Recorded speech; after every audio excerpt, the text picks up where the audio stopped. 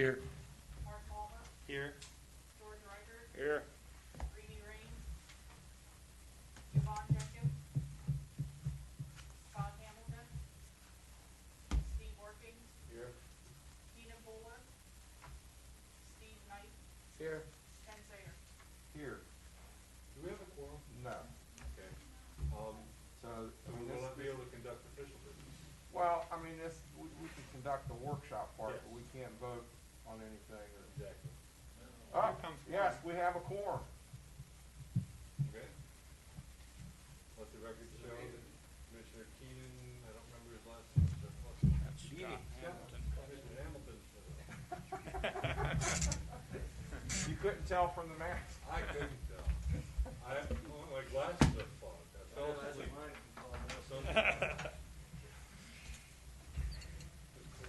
There is no approval of meeting minutes because this is a workshop. There's no unfinished business because this is a workshop.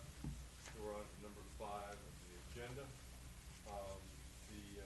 For new business. And we have one item on the new business agenda here, and that's the proposed 2020 Martinsburg zoning ordinance workshop discussion.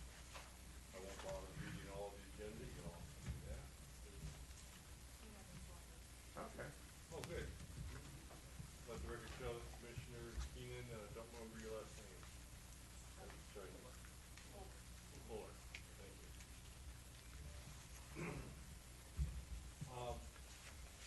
I think that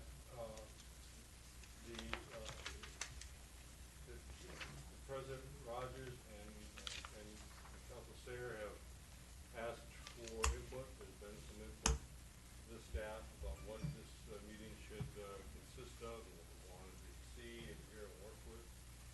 And rather than drag it out, I wonder if I could just turn it over to staff and consultants and ask you to sort of take the wheel and respond to the concerns that have been raised, and questions and suggestions. I guess I'm just gonna turn it over to me, so again,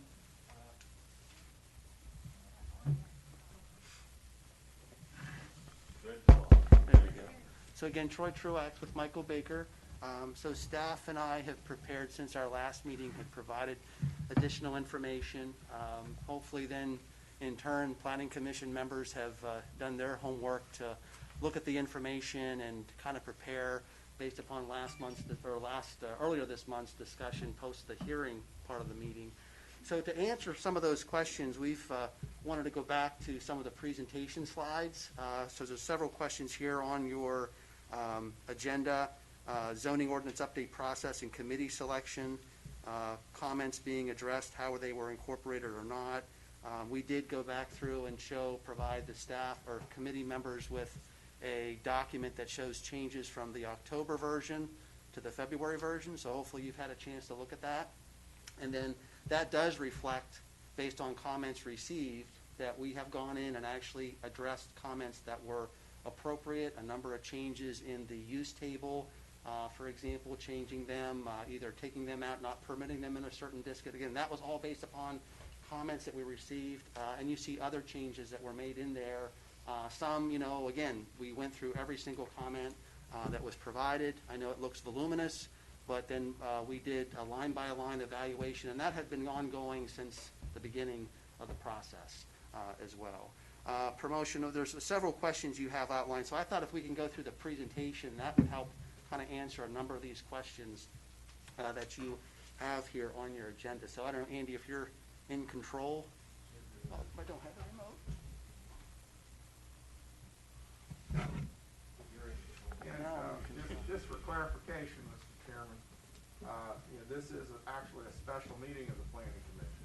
It's a workshop, but it is, especially since we do have a quorum now, and it was advertised as a special meeting. This is just another meeting of the commission. Okay. So again, some of these slides are going to be familiar, but again, it answers the questions that you posed as part of this meeting agenda. So again, purpose and need, you're dealing with an ordinance today that's 50 years old. It's adopted in 1970, and I think some of the things we think about in terms of market forces, what's in existence today, what trends are in existence today, are not accommodated whatsoever by your 1970 ordinance. Troy, one of the ones that strikes me and that we discussed early on and we've discussed in the planning commission before is the downtown business district right now under the current code doesn't permit residences as a matter of right. And one of the trends in lots and lots of cities that are growing is the ability to live in a downtown area that has amenities in it that people would want to live in. And that trend is one that holds true for younger folks. So millennials, Gen Z want to live in those walkable downtown areas, Right. want to be able to live and work in the same area, go to dinner, go to whatever. We don't have music venues right now, but maybe we can get a few if we do this. Where right now, in the downtown area, if you want to put apartments in your building, unless you get one of those little postage stamp zoning variances that are our crazy quilt dot zoning requires, it's a special exemption, and if they go vacant for a period of time, it's back to you got to get your special exemption again. That's not what modern cities, what growing cities, and what dynamic cities are doing. Right. They're permitting people and encouraging people to live there, and it's young folks and it's older folks who are downsizing.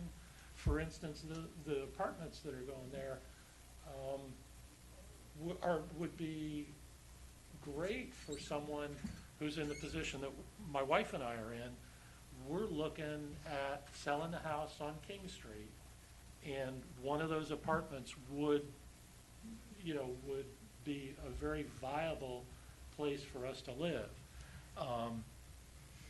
Downsizing, kids we know aren't coming home for longer than a weekend, and so that makes a lot of sense. And so that's one of the drawbacks to a 50-year-old zoning code, is that wasn't what was going on in 1970. And to be fair, in 2070 we might need to rethink that again. But for right now, we're 50 years. We're probably 20 years out of date on that particular aspect of the zoning code. So. And, historically, downtowns were, traditionally mixed use, where you had upper floors as residential apartments, what have you, and then the lower floors, first floor were businesses, shops, et cetera. So we actually have the Shenandoah Hotel as an example in here of how that is actually a great thing. Those are perfect comments, Jeff. So again, purpose need, the ordinance is outdated, and it's really recognized. You've updated your comprehensive plan, and that's kind of the process. Every 10 years, you should take a look and update your comprehensive plan. And at the same time, you should also evaluate, not wait another 50 years, but that 10-year period, use the comprehensive plan and the guidance in that plan to help guide and help make decisions of what needs to be changed. Of course, any ordinance is going to have some amendments that are going to occur over time that have to be incorporated. So incorporate those at that time as well. And of course, we talked last time and multiple times about the code. It's been changed long after 1970, and so now there's new requirements in what's now Chapter 8A dealing with land use planning, so there needs to be some compliance with that too. This again just shows those specific articles within Chapter 8A that deal directly with the zoning ordinance work. So again, a number of compliance sections that we have to abide by in there. The study and report on zoning, there's a question about comprehensive plan consistency. I have a couple slides on that. This report does address that plus other items that's required of Chapter 8A. You have a copy of that document. The process started where staff recommended to council a variety of individuals, including Barbara that's here tonight. You can see the list, a little bit fuzzy, but a variety of staff people, planning commission. Jeff was on that committee. We also had private entities. Dan Ryan Builders had a representative here. Trying to look at and Gordon had a representative. So we had private developer interest also weigh in on that, as well as citizens, staff, et cetera. So that was appointed, that group was appointed by council. They were all volunteers. And we met on a monthly basis beginning in September 2019 is when we started the project. Every month through March, in fact, March 11th, almost a year ago, in a couple weeks, that was our last meeting, and ironically, we went into COVID lockdown right after that. But we had finished our work. As a committee, we had finished our work at that point in time. Doesn't mean that we stopped addressing, evaluating comments, and doing more work on it. We literally worked with staff and continued to make refinements, make adjustments, et cetera, including comments that were received beyond that point. The ordinance rewrite process, again, this just shows steering committee work sections, September 2019 through March 2020, ongoing city staff technical reviews and editing based on comments received. We had a public open house then in October last year. That was held at the rec center. So that was from morning through the evening, every hour, almost on the hour. We had people come in, we had them register. So we answered questions, gave presentation. So we wanted to make sure the public was aware that this was going on, et cetera, that we were entering in the phase of now bringing it forward to the Planning Commission. And then we had the Planning Commission meeting there shortly thereafter. The first one was on November 4th. The hearing was on February 3rd of this year, and then tonight is your workshop that's reflected on the screen. So again, a lot of work, nothing done under some type of dark cloak, if you will. It was all in the open and very much a deliberate process. Consistency, again, the comprehensive plan, the left is the definition straight from the code. Comprehensive plan aids the Planning Commission, in designing and recommending to the governing body, council, ordinances that result in preserving and enhancing the unique quality of life and culture in that a community in adapting to future changes of use, economic, physical, or nature. So again, the comprehensive plan is an aid. It's not an end-all to be-all, but it's a guiding document that helps inform your process, and it really helped inform this process. And on the right-hand side is the vision statement, and I was just going to call out, there's planning elements in the document, demographics, land use, housing, transportation, economic development, community facilities and services.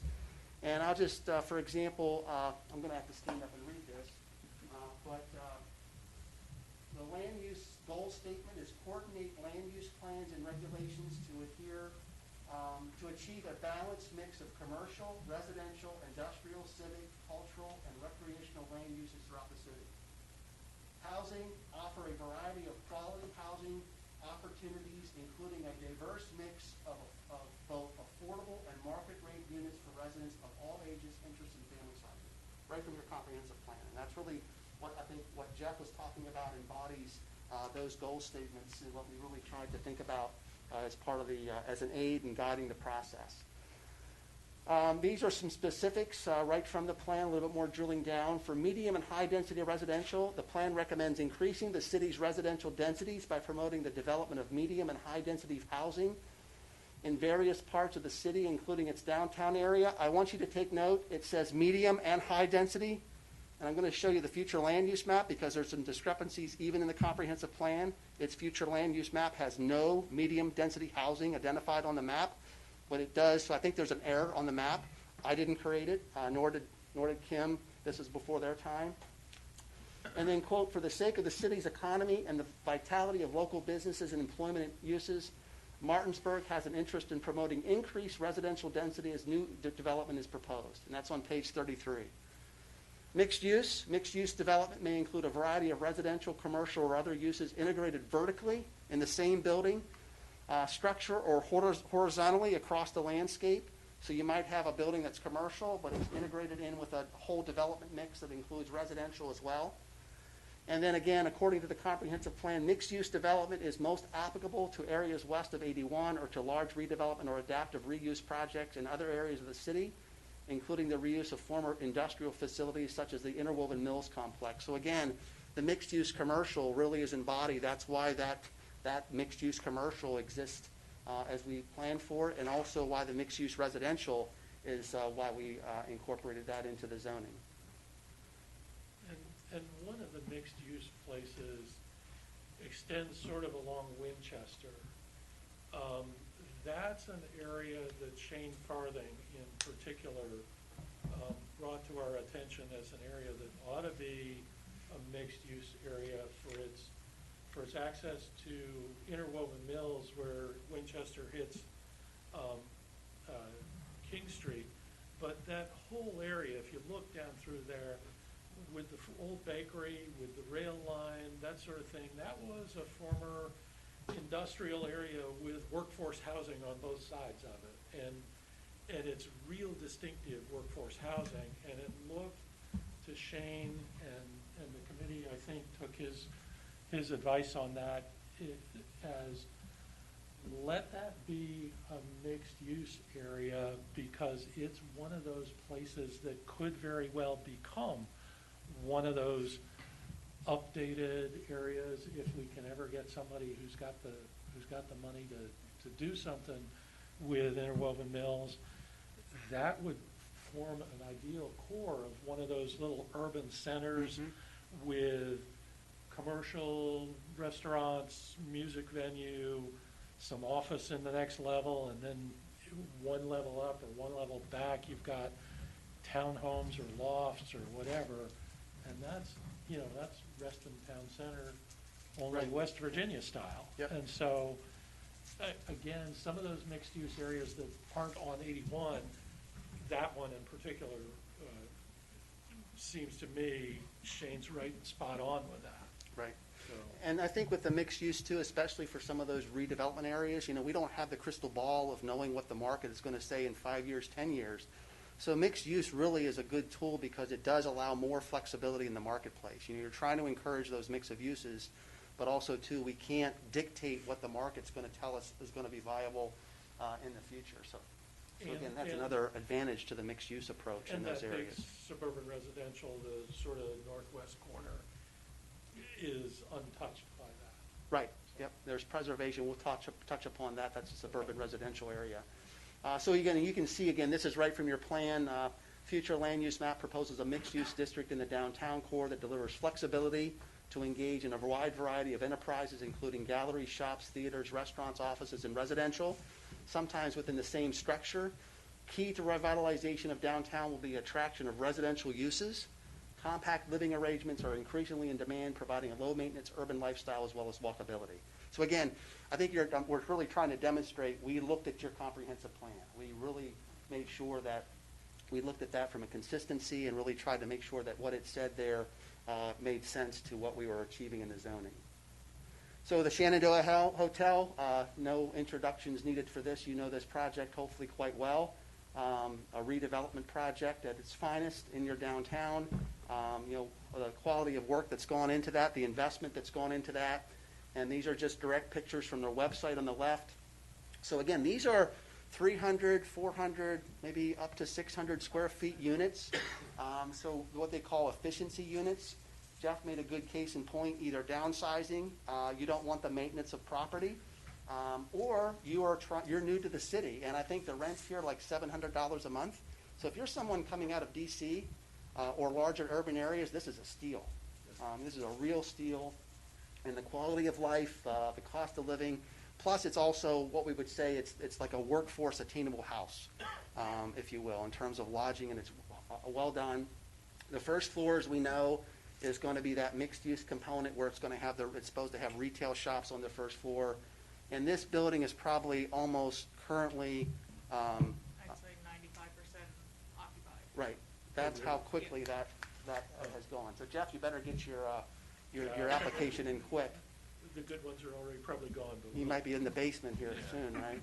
So this is the future land use map from the comprehensive plan. All that yellow, as you can see by it's calling for low density, and that's really not accurate. I mean, there's certain areas that are low density, but right now it's not even a true reflection. You'd almost be downzoning certain areas of your city, because if you go by the density today, it's not a true accurate picture of what exists there. So I think that's something that I picked up on right away when I started looking at the map, and I know staff has looked at that too.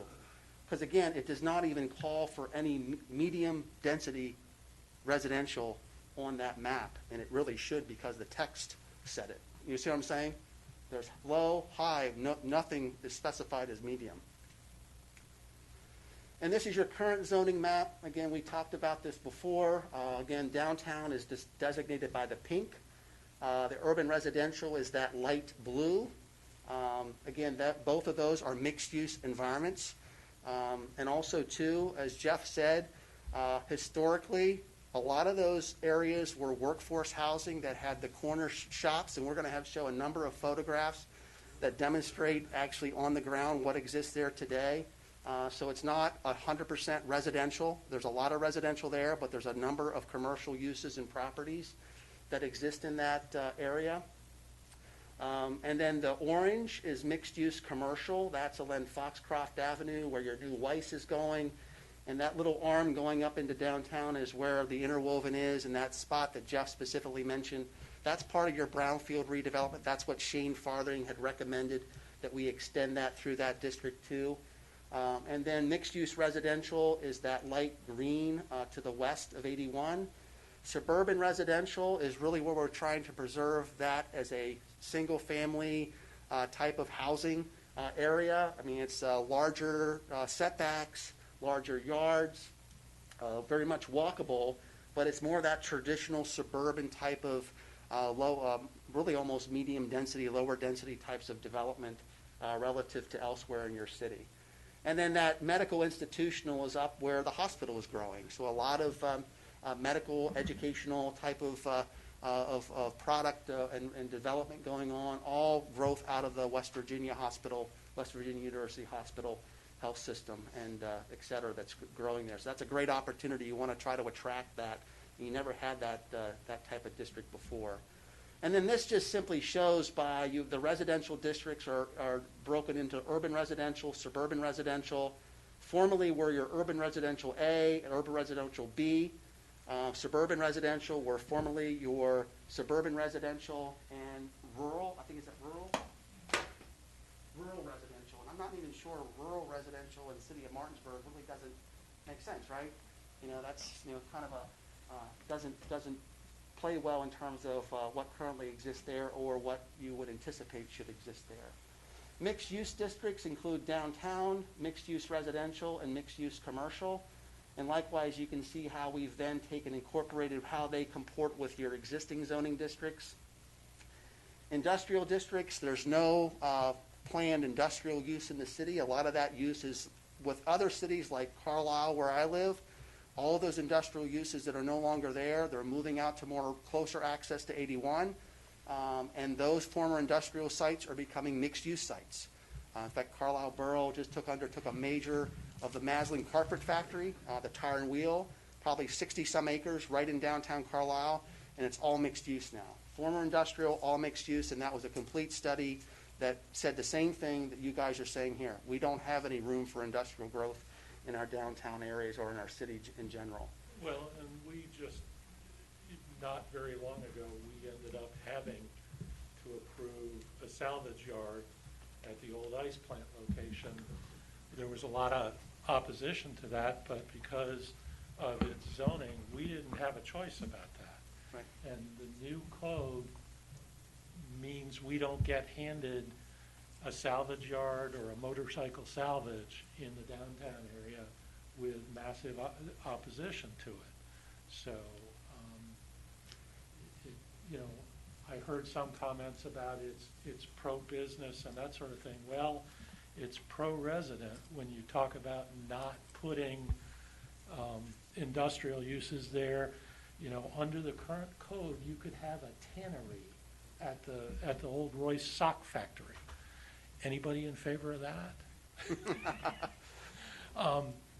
And yet, if somebody were to buy that and make a proposal before we get this zoning code, we probably have to approve it because it's a permitted use at that location. Same thing with some of these other brownfield sites. So, I think this code protects us and protects the city from some of those things that we don't want to have happen and that have happened to us when we couldn't help it. So. And then Institutional districts is represented by the medical institutional. Again, you do not have any type of district like that currently. And then the special districts are, we talked before about the annexation reserve, and your overlay districts that are listed: historic preservation, floodplain, and the economic development overlay, which again, council's thinking about that from an urban renewal district already, and that's embodied in that economic development overlay district to help support and facilitate redevelopment of interwoven and other brownfield sites. So, one thing that we did when we started this process, we had to work with the committee, but we also did, put our technical kind of acumen to it as well. We did what we called the rural to urban transect, where we looked at, from various types of densities of development and also undeveloped areas in your city, and tried to evaluate them. How do they fall within this spectrum of this transect? And we call it more like an urban DNA analysis. So what this resulted in is this map where we see, okay, the highest density areas, for example, are that bullseye where it says number 5. That's your downtown. And then as you start to migrate either west or east of that, you start to get into lower densities. So 4 is less dense than 5. That's kind of that ring of neighborhoods around the downtown. I always call it Elm Street. You had your Main Street, then you had your Elm Street, right? Traditional. And then, if you look at 1 and 2, that's like your really lower density areas, and that's really embodies exactly what's happening with suburban residential, that district there, in terms of the lower densities that are occurring. So that really starts to show that transect of densities, and then we applied that then to say, okay, here's our new zoning districts, and then within those zoning districts, we evaluate those, and we have specific form-based regulations and standards that apply either to the Transect 1 for suburban residential. Also, it has that T2. So if you go back to the previous map, you can see where 1 and 2 come into play for suburban residential. And then for downtown, I'll pick on downtown, it goes DT4 and DT5. So that goes back to this map. That's the density analysis that we did, and that's how we eventually came up with that transect analysis and applied it to the form-based standards. And form-based standards really looks at to say we're more interested of what the form and function and the buildings are in that landscape. And really from a use standpoint, we also regulate that, but we embody that form-based approach. And it really helps define what's going on in your community today, in your city, in terms of what is actually built there, what exists there today. And we've got a lot more examples here, so maybe you should have brought popcorn because we wanted to make sure you wanted information. We're giving you information tonight. So zoning best practices, again, building forms and uses. And the document, this also was shared by staff with you. Hopefully you've had a chance to look at it. Again, I really do hope that you've looked at all the material. AARP, everybody knows AARP. Some might be members at that point in their life. But the Congress from New Urbanism partnered with AARP, but they actually wrote this book called a Handbook for Improved Neighborhoods. And almost everything on the left is embodied by that book, and your zoning ordinance really upholds. So again, we're trying to say what you're doing here is not something that's novice and new and out of the box thinking just because it's Martinsburg. This is what cities across, this is who you're competing against in the nation in terms of how they're approaching their zoning. So you have to look at it from who are we competing with. If we want to grow, if we want to have a vibrant city, and we want to take our 1970s ordinance and update it, this is the standards that you should be applying to that. So again, you can see on the left some of the ideals. Simplify uses. We've definitely tried to do that. Support mixed use, facade heights, lot coverage. That's all the form-based. Multifamily mixed income. Permit ADUs and home-based businesses. Again, that's really a trend, especially now in COVID. There's a lot of people that will never go back to an office again, never go back to an office. And I know our firm, we have 3,400 employees across the nation. I bet you 30% will never go back to an office. That is absolute truth. And then some of the zoning best practices out of that manual, that handbook, reintroduce neighborhood-based shops. There's a lot of questions of why are you allowing commercial businesses to invade the urban residential? Historically, and you currently have commercial businesses, neighborhood stores, dentist office, bail bondsman, eye doctors, they're all infiltrated throughout that urban residential. Take a drive through your city if you haven't done it. It's eye-opening. Support additional housing types. Again, that's what we're talking about, the various types of the Shenandoah Hotel, accessory dwelling units. You have a number of ADUs already existing in your city. So again, what we're saying is not ruining your city today. You have it in your city. We're providing some standards and regulations for those to exist, because right now you have no standards for any of that in your ordinance. So think about it that way. Would you rather have standards that actually address those uses that are going to be coming on your doorstep? Dana and Kim are getting calls all the time for them. You have no standards for them. I would rather have standards than no standards, because what they're going to do, they're asking for it, and you can't allow it, then it's going to be a continuing problem. So your draft zoning ordinance, again, we've talked about this, really a simple 6-article section. Right now, your current ordinance probably has 15 or 16 articles in it. So it's really spread out. It really makes it hard to try to find things for both staff and also users of the ordinance that want to actually use it to, for property uses, et cetera. So here's a series of photographs that they'll give Dina a lot of credit. She went out and helped us really kind of reaffirm that what's in your ordinance in terms of permitted, a lot of this stuff is already existing. So urban residential district, existing community and professional service uses. So every single picture you see here, this is in the urban residential district. This is not 100% residential. These are actually businesses that exist in that district today. So if we don't provide for them, all of these uses are non-conforming. They are not allowed, so they're not even allowed to expand or grow. And quite frankly, we want them to be neighborhood-based. These are not multi-story buildings. These are not Targets. These are not large department stores. These are neighborhood stores that you can drive up to, plenty of on-street parking. You could walk to. A lot of people in this area are mixed income. There's a women's center down nearby, and I saw 2 ladies walking out of that, and I guarantee they walked to that women's clinic today. So that's what you have to think about. These are the types of uses that are here for your residents. These are not regional destinations that people are driving into from Hagerstown or Charlestown or Winchester. That might be people wanting to go to your wife's grocery store or when the mall was here. But these are local neighborhood service types of businesses.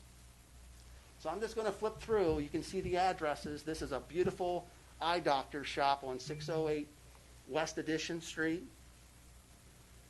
Again, another business right in the urban residential.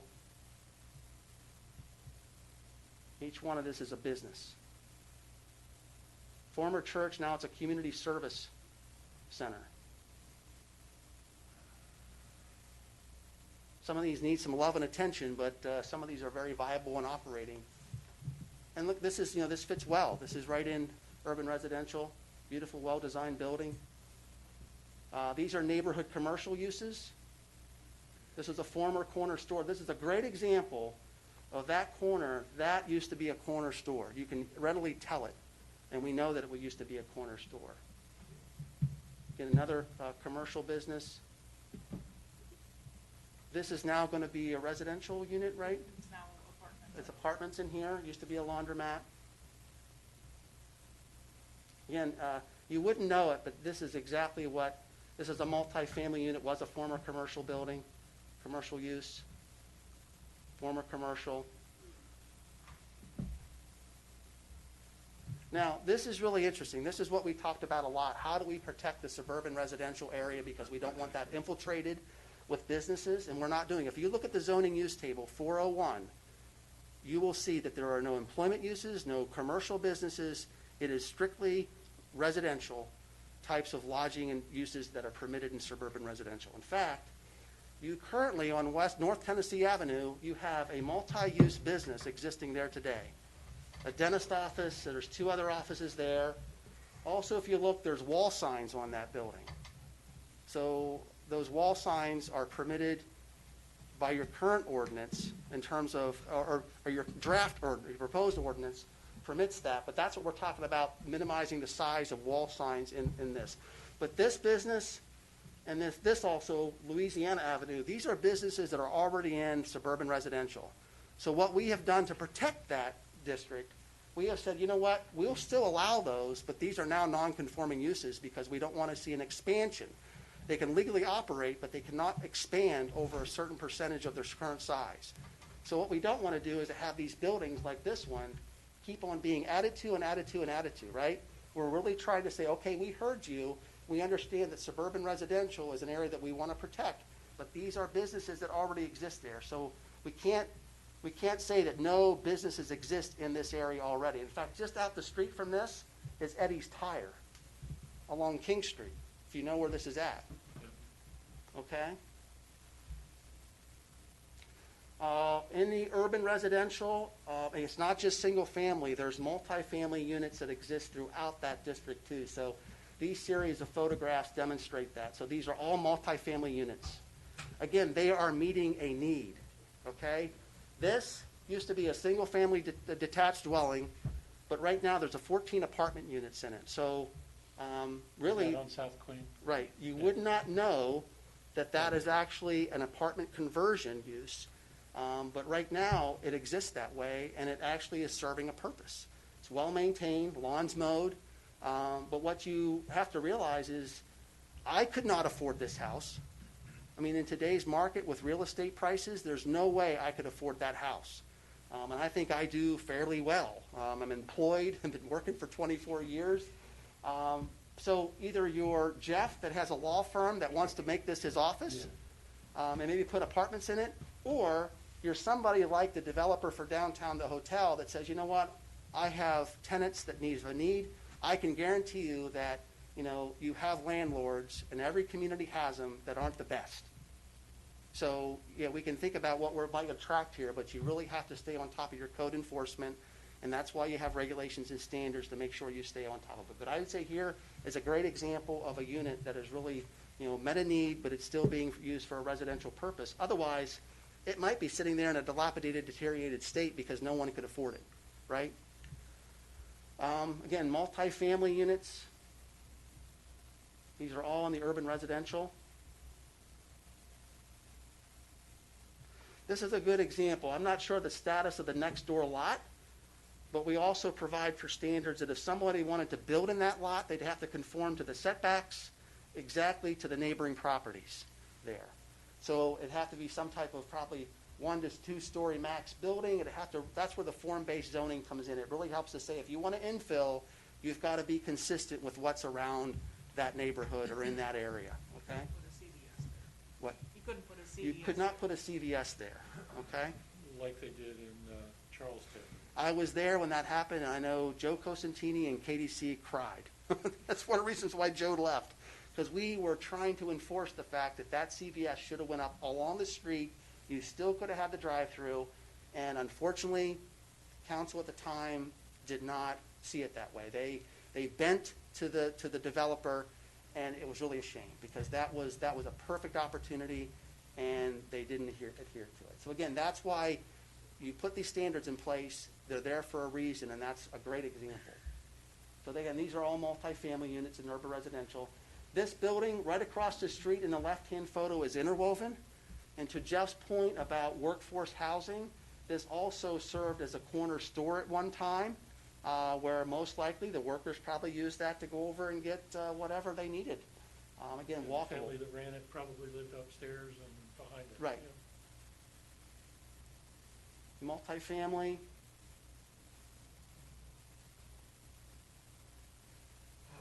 So a number of great examples here in this district. And then mixed-use properties, again, this is urban residential, again, just trying to demonstrate that what's being proposed in the zoning actually supports what exists there today and encourages these types of neighborhood-scale businesses to operate. This is a family dentistry with apartments above. See the air conditioner units? And these are all mixed-use types of buildings. This is going to be a doggy daycare, right? Yeah, they got a special exception.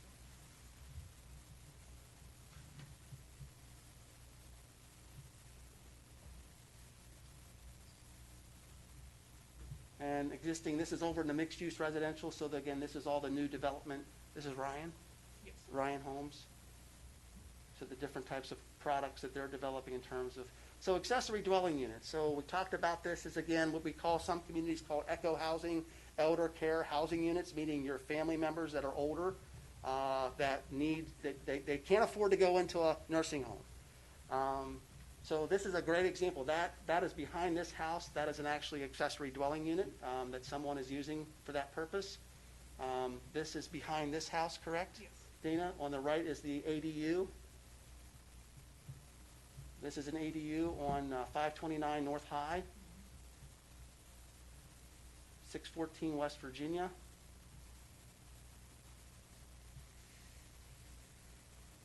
And then the previous photo, this is actually, is this Dina? So it's, So this one, the house on oops, sorry. the right is a duplex. The one on the left is the duplex. The one on the right is a single family, but it also has a house on the alley. Which is behind there. Yep. Yes. So that's like an ADU for that house that exists there today. So this, do you want to talk about this one? So this one is owned by one of my friends. She bought it as it was. The house in front, she rents out. It has a number of tenants that come out throughout the years. I believe this one in the back has been rented by an elderly couple for a number of years, and she's had great success with renting to them. And I know, That one's on the alley, right? Correct. That one right there? yes. Yeah. And that's right next to that new house that they just put at the Correct. corner of Yes. Martin and Louisiana, is that? Yes. Yeah, okay.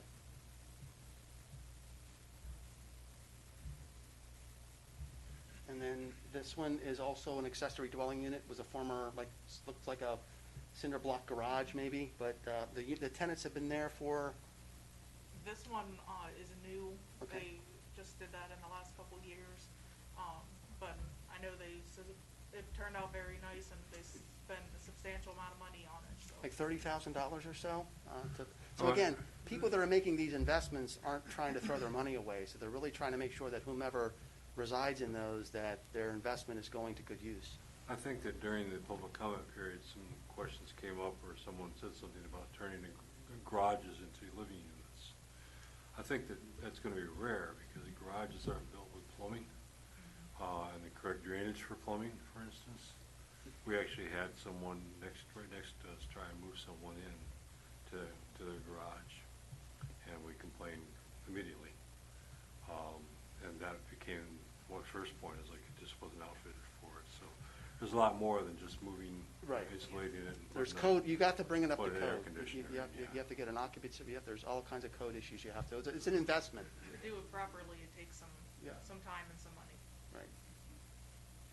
And then this one, Dana, you want to talk about? This one was one I got a phone call. Actually, in the last week, I've gotten 3 phone calls asking about accessory dwelling units. This homeowner would like to convert their garage. She's going to try and do it under the new ordinance, and hopefully we get passed. So. You know, it looks like a well-maintained property, and, you know, you can see the previous examples of how, again, like we talked about, it has to be code compliant, et cetera, to make it habitable. So a lot of investment goes into doing it, so it's not just somebody throwing a piece of carpet down on a garage floor and turning the light on and calling it a day, right? And then this is probably out of sequence, sorry, you've seen that picture before. Yep. So setback standards, one question came up of why are we allowing porches to be within the setback? So this is an example, front setback, so when you think about setbacks, setbacks are measured to the facade or the building face, right? The front wall of the building. And traditionally, and that's how the city has always interpreted that, is that any porches or stoops are not measured, they can be within the setback, okay? So what this is demonstrating is the top line shows, the red line shows that you can see how the measure, that's the front setback, the bottom red line is the maximum setback. So I'm saying you've got a maximum and a min showing in this diagram, but on the minimum, the front setback that's closest to the street, you can see that the little tiny rectangle represents a porch or a stoop. That's within that setback. You see what I'm saying? Or outside that minimum setback. So again, the setback is measured to the face of the building, the face of the facade. And then infill development allows any building to be like an average, either to meet the min or meet the max, or you can be within that. Again, that's what the standard in this diagram is showing, that there's a minimum and maximum setback. And then these are actually examples in the city that Dina helped create. This is North Georgia. So you can actually see, if you follow the yellow line, you'll see a couple instances, especially on the bottom, where there's actually a porch or a stoop that extends beyond that yellow line. That yellow line represents the step back. What's out beyond that is showing that, yes, porches and stoops are allowed to extend into that setback, and that's not something that's new. That's how you enforce your ordinance today.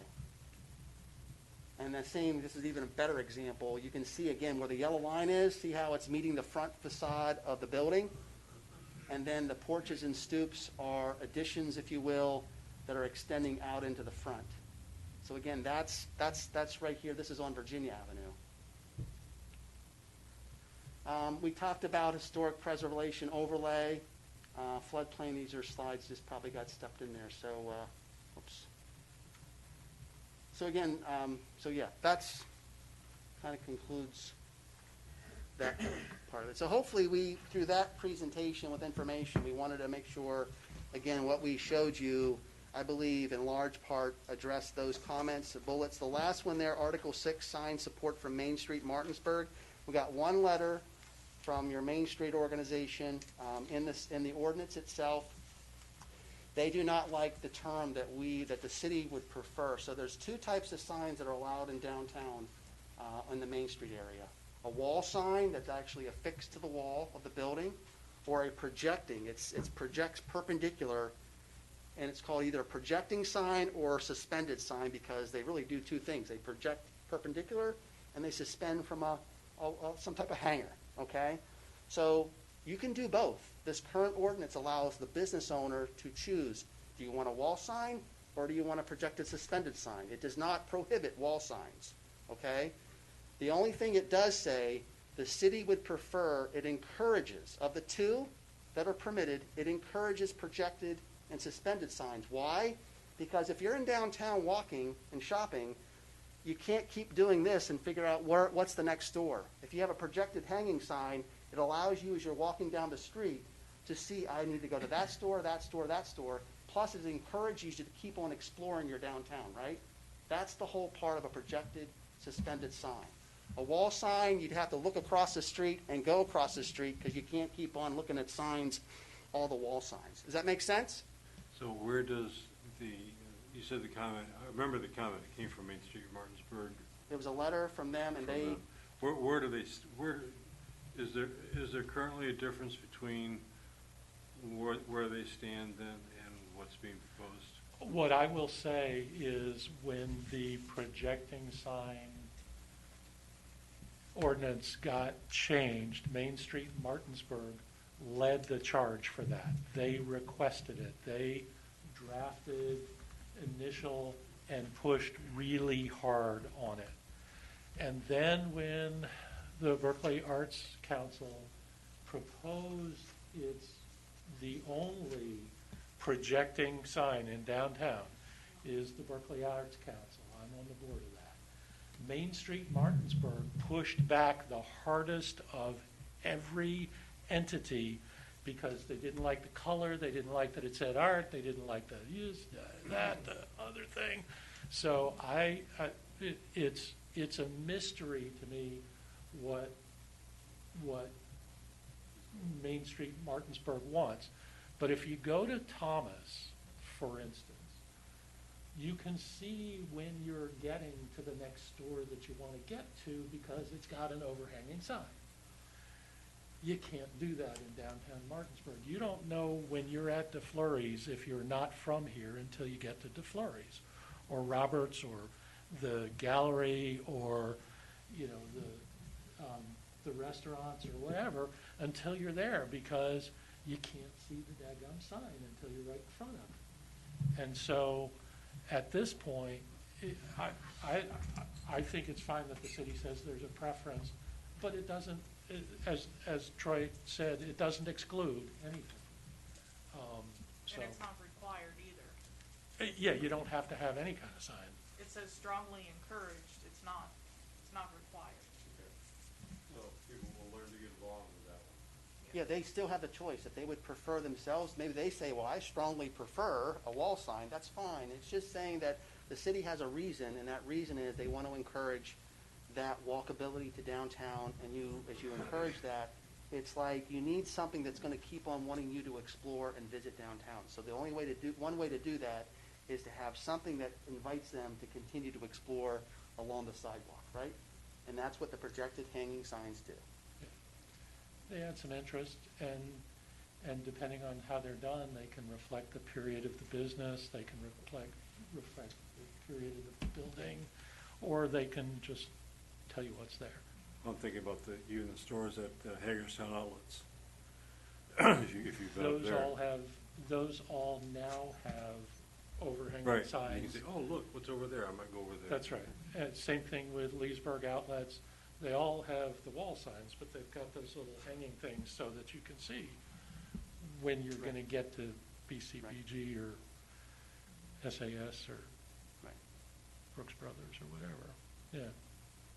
So hopefully that, with the planning commission, hopefully, I think that we believe has addressed, obviously, the first bullet, your, decisions to, based on the hearing results of your votes. That's really up for you, I think, now for you to kind of consider and talk based upon what we've presented here and what we've provided information-wise following the hearing on February 3rd. Okay? So, Sharon, I'll turn it back over to you.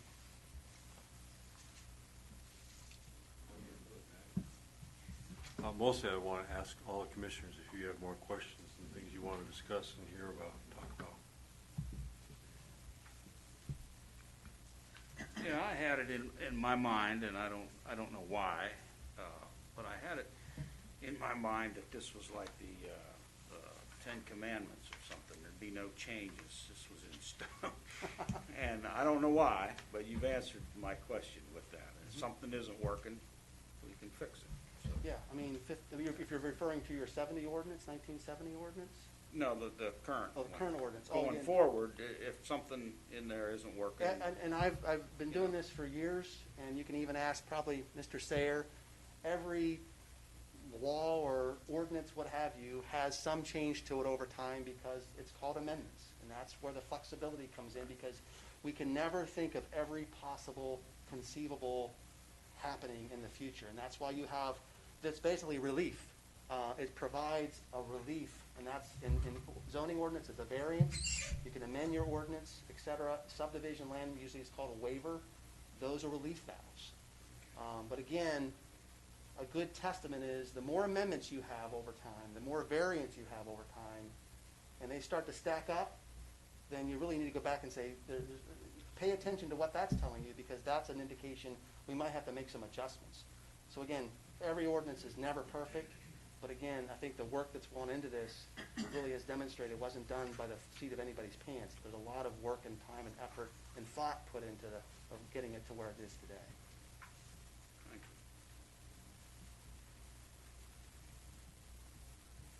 Okay, one of the issues I guess I had when I was looking through this, and I didn't know where it applied, but under the definitions where it had the arcade and the gallery Mm-hmm. with the columns out near the face of the curb, where can that be used? So an arcade or gallery is like a gallery, or an arcade is usually like in a downtown setting where you've got an overhang to like a movie theater or something like that, where you actually has a message board on it.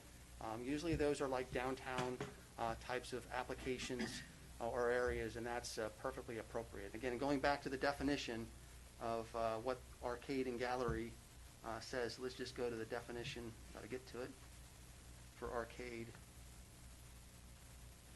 That was on sheet 20 of the document, or page 20. Just 1 second.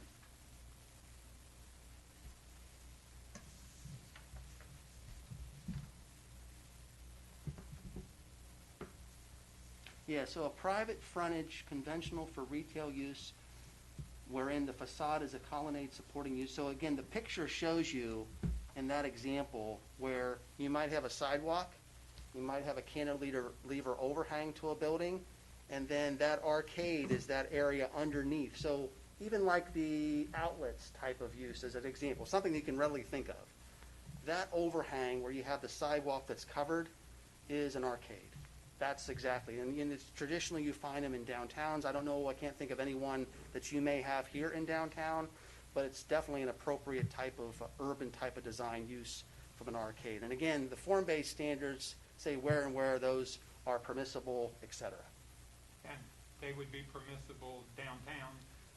Yep, I have to go back and look at the form-based sheets. So those form-based sheets based upon DT5, you'd have to pull that one up, and you can tell. Just bear with me. Got to flip to that page.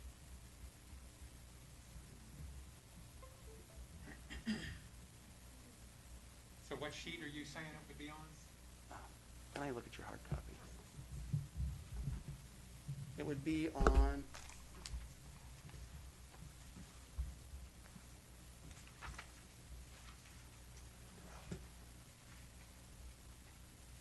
So if you would look at where they're addressed, if you look at just page, Mark, on page 40, I guess my sheet, it says 48, but it'll be, 49. it's 49, DT. DT5. So arcades are not, they're listed there, but they're not permitted in the downtown. The arcades aren't? They're not permitted in the downtown. Okay, what about the gallery?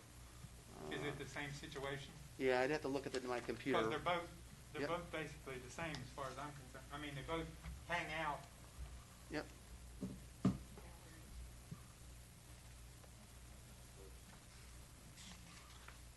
If you look at the definition for gallery, a private frontage, so again, yeah, you're right. So a gallery, though, would also have maybe a terrace on the top for, Right. outdoor. So that's so a gallery then, if you go back to that, any one of those form-based sheets, Mark, you'd have to look down at that section under private frontages.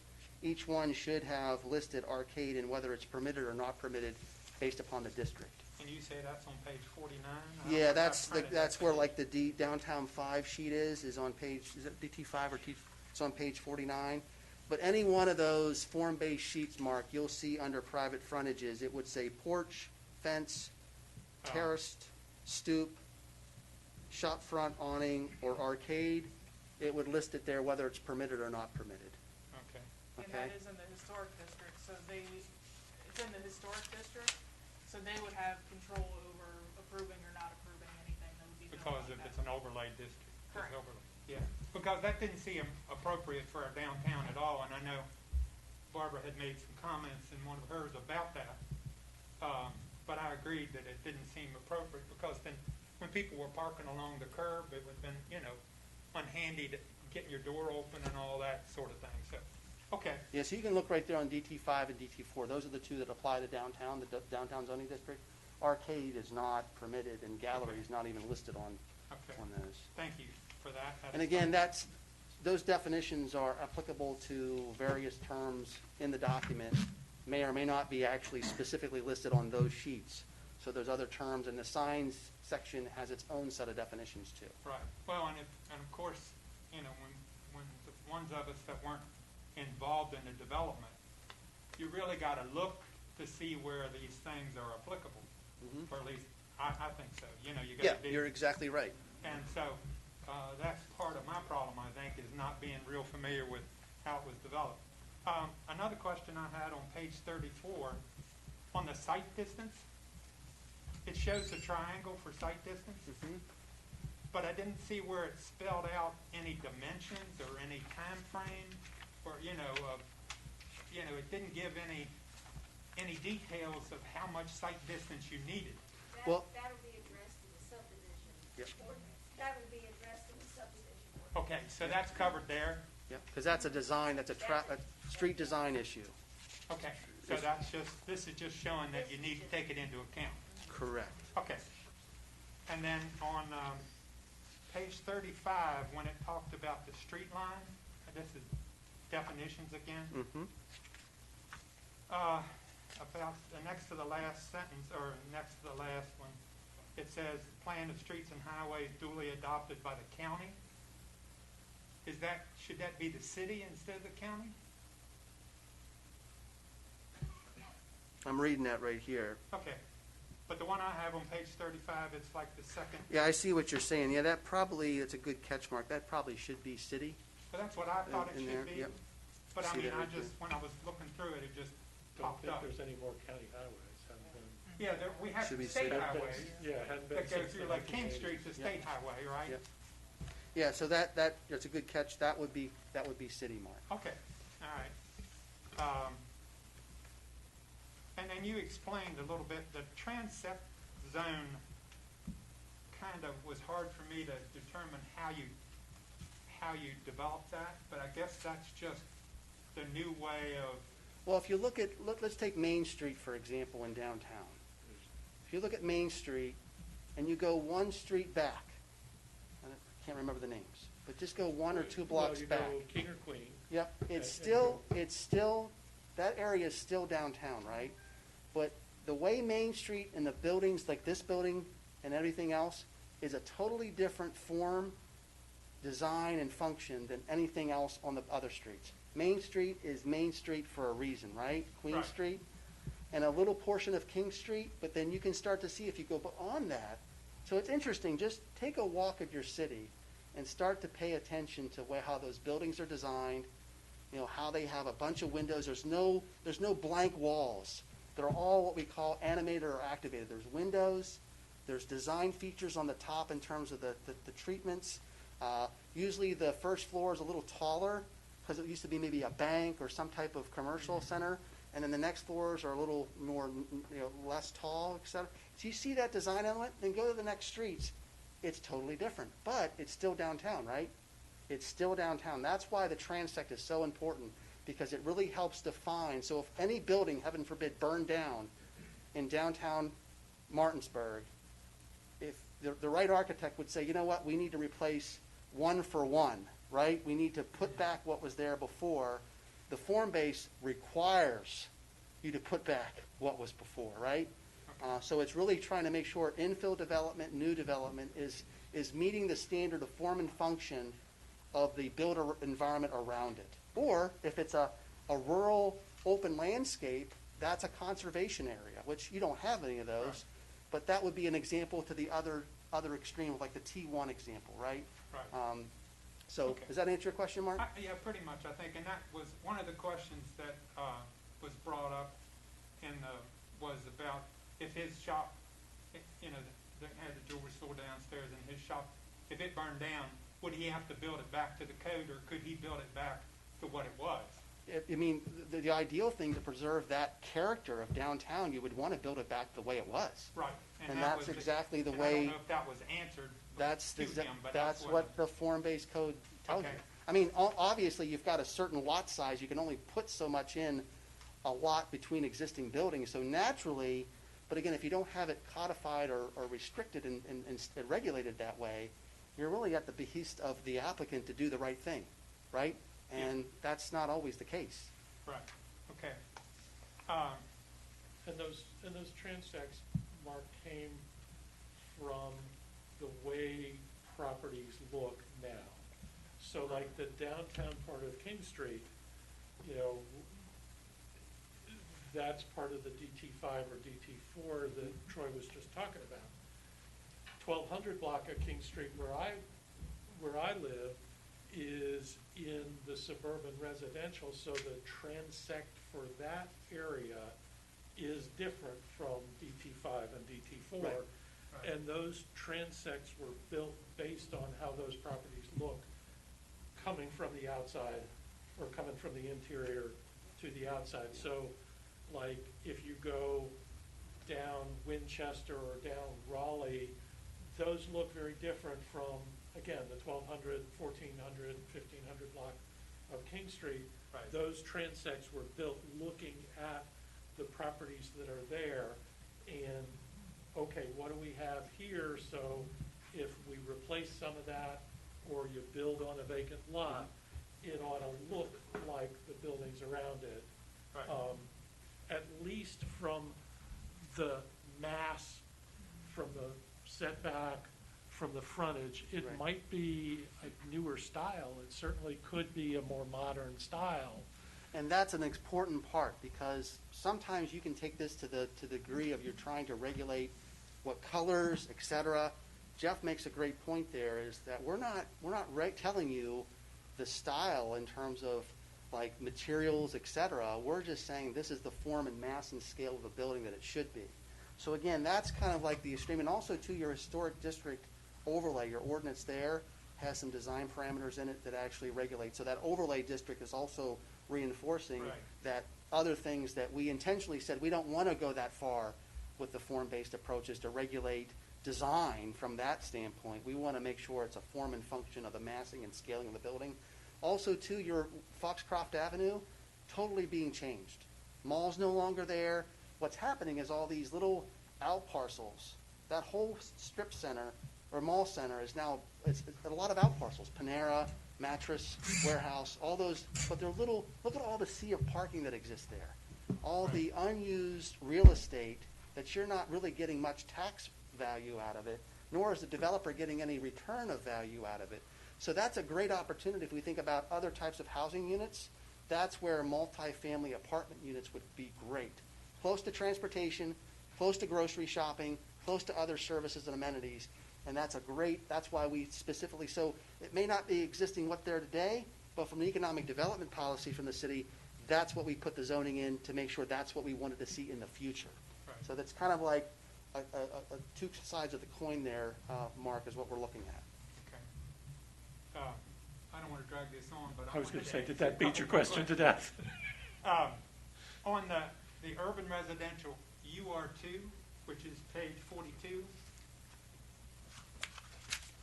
I had problems sorting out what the setbacks on the principal building and the setbacks on the outbuilding.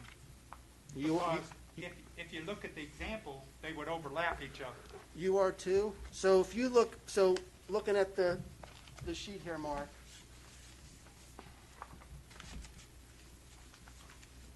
That block is the building envelope. This one is the principal building. That black square, that's not the building, that's the building envelope. The same with the setbacks for the outbuilding, that is the outbuilding envelope. That's where you can place it within there, because that's representing the setback areas. So is that the maximum you're saying of that dark line, each one of those lines is the maximum you could do for either one, but when you incorporate both, then you have to change one to fit in with the other? Right, yeah, they wouldn't be on Okay. top of each other. It's just showing that's an envelope, right? That's the biggest envelope for that building? For Correct. that part? And Okay. also the same with the outbuilding. That's what I thought, but I wasn't sure. Yep, And that's a one good on one question. of them, And just keep in mind, currently, traditionally, zoning ordinances, including yours, just have numbers. They just have numbers. They have no depiction of what it actually looks like and how those numbers could be applied on the ground. So that's why these form-based sheets give that visual illustration so that you can interpret. Not everybody does this for a living every day, right? absolutely. So that's why this, once you start reading it, then you can start to say, oh, that makes sense. You know, I can see where that means, and that really helps the layperson help interpret, and that makes it the job easier for staff to say, well, let's sit down and look at how your building would sit on this lot based upon these standards. So you have the numbers, and then they're backed up by those drawings. Yeah. And the more we have like that, the easier, I Right. agree. that it That's makes- why, yep, the illustrations, yep. And you're still limited to lot coverage, so just because you can place it that big, doesn't mean your lot's big enough to place it that big. Right, So right. there's other factors in that as well. Okay. On the downtown neighborhood, DT4, Right. where they talk about the rear setback. Now, it says 3-foot minimum on the rear setback on the principal building. Now, is that assuming that, and I'm not sure if this is true, but downtown, do we have an alley Yes, at all locations? not at all, no. Because if we didn't, it seemed like you'd need access for fire trucks and stuff to get to the back of the building or some way form. 3 feet isn't much. If both buildings are back to back and one's got 3 feet from the property line, the other one, you got 6 feet. So it just didn't seem, unless you had an alley there, it made it very difficult to get in, and Well- it's from a firefighting. it Yeah, and just that's based upon the lot, what's there exists today in terms of the dimensions. So that's really is up in keeping with what is currently in that built environment, Mark, in terms of the setbacks, et cetera, that are listed here. We'll look at that again, just to make sure, but that's pretty much consistent with what you have. Okay, that just, I Yep. mean, it just struck me from a fire, I point can of get, view. I used to be an emergency management coordinator, and I deal with fire people all the time. If we would have, and no deference to fire services, because they do a phenomenal job, we could never have downtowns built the way they are today. We'd have 60-foot cartways everywhere, and our cities would be spread out over miles and acres of land, because we can't get fire trucks down. I've heard that Right. argument over and over and over and over and over again. Yeah, They still do a great job of fighting fires in downtown as they do out Right. in the rural areas, and right? the new buildings are built with, firewalls. and Fire things. codes, you They have to make- have sprinklered systems and everything like That's that. right, Yeah. that's right. There's a fire hydrant in almost every corner, Right. every, et cetera. So again, I'm not trying to, again, it's not a negative commentary at all, because I deal with the fire services. I'm just saying, the mentality is today, make it wider and bigger so we can get the fire apparatus down that Right. road. Okay, I think I covered most of the questions that I had on that first group that was.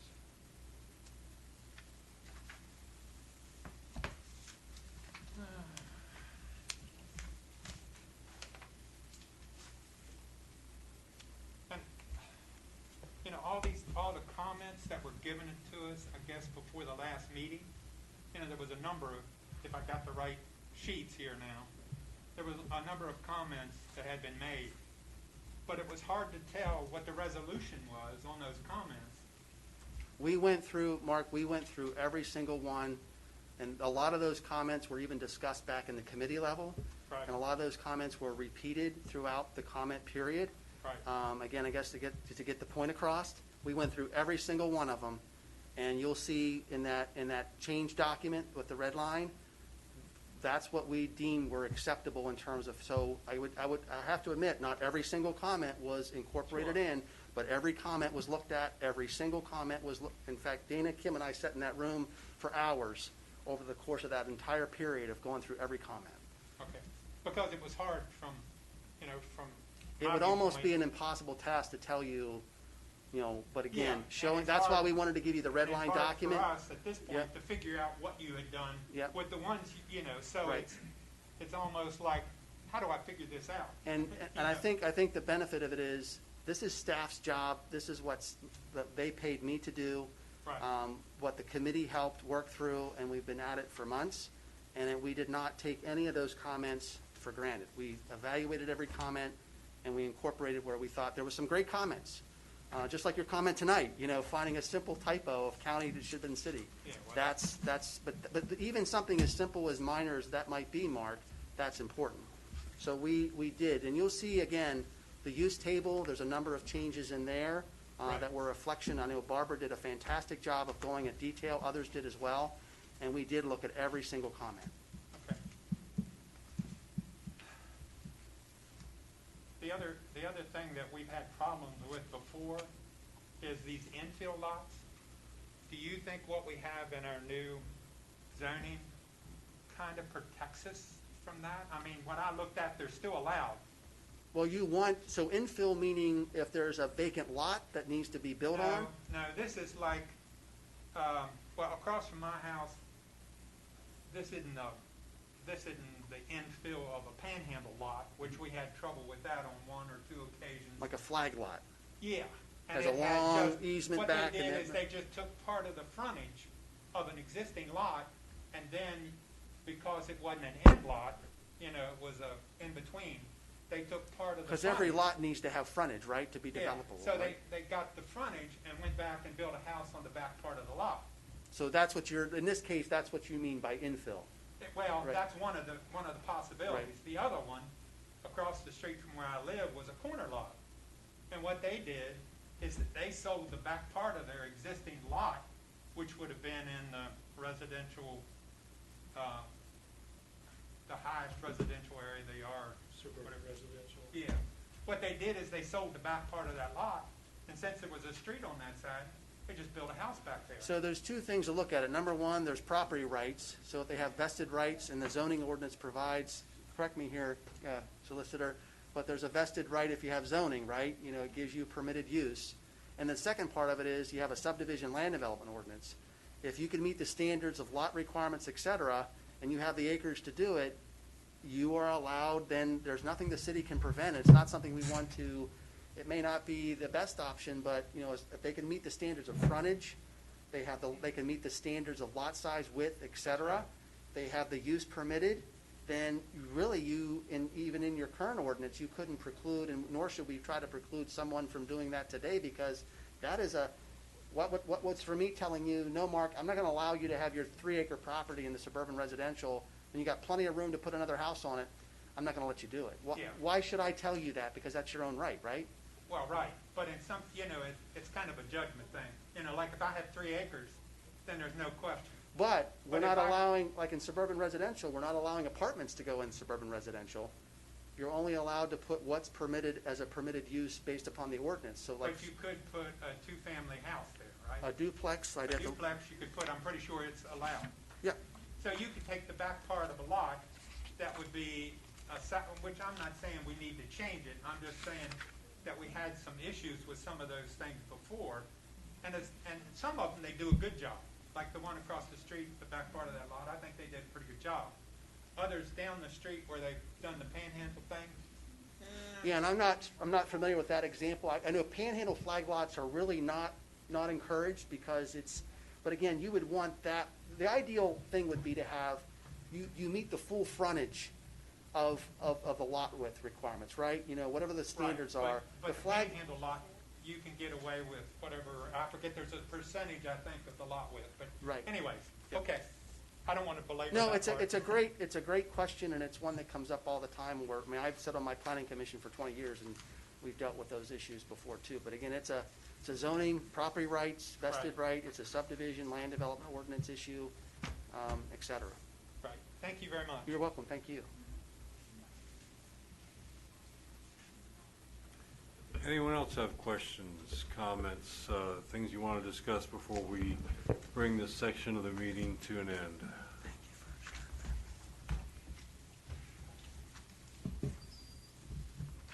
So if we look at the red line, that will show how you addressed it. It shows where changes were made from Right. the version that when we had the open house back in October. Right. So that version, so again, you wanted to see what changes, and then there was some concern that we've made changes since. So that document would show literally where changes have been made. Okay, and I looked at it some, but I Yep. didn't have time to look at it What real I, thoroughly. what I don't think you're gonna find is the source for every change in that. It's Right. not gonna say Right, XYZ person's comment of September 8th, Right. 2019, or whatever. right. And So- in another type of, not this necessarily, but when you're doing a design review of drawings, then that's what you do. Yeah, You make a list, you put who made the comment, and you put what the resolution of the Right. comment was, and you put the date. And so then when you look back at it, you know, you have a record.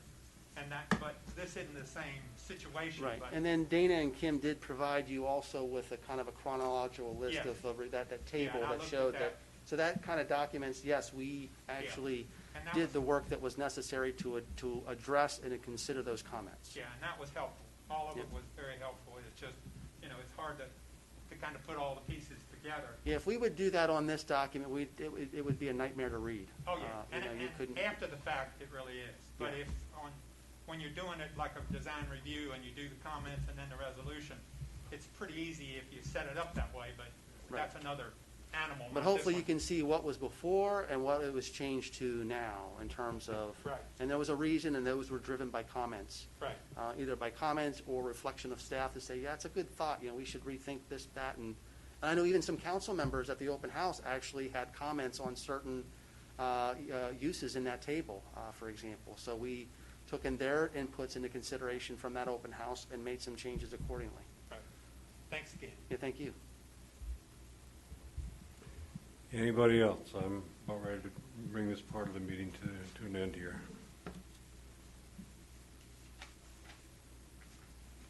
Okay, we will call this part of the meeting done. I think staff and everybody here has done a tremendous job responding in short order to our requests just 3 weeks ago. I think it's been very helpful. Excuse me, I hope that everybody else agrees with that. So moving on to number 6 in our agenda, we have a discussion action item. We have the opportunity, if anyone here is so inclined, because we have a quorum, to take action on the ordinance, and the actions are well known. The possibilities are well known at this point.